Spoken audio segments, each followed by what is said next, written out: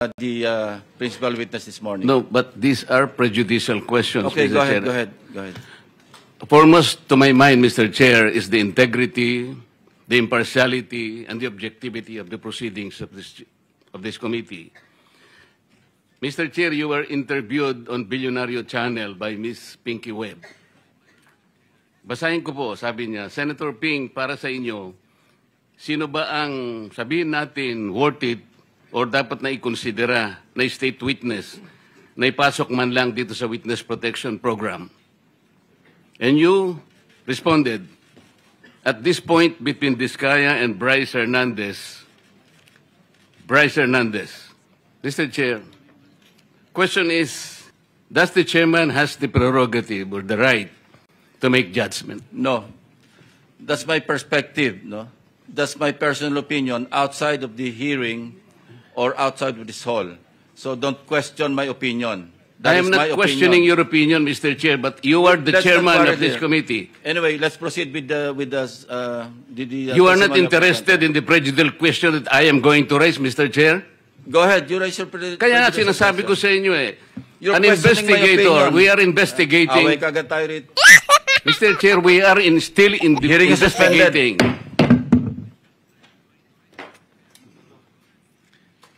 Mr. Chair, nag-iimbestiga muna tayo eh, right? The point is, an investigator can... Do not judge. We are not judging. That's No, my ang opinion. importante rito is the objectivity, sinasabi ko na sa'yo eh. Are you trying to steal the show? No. I am raising prejudicial Or questions. you're I creating am, at sinasabi ko, trouble to prevent the proceeding? Mr. Chair, sinabi ko na sa iyo, the interest of this committee is the impartiality, the objectivity. Sana huwag kayong magbibigay ng opinion.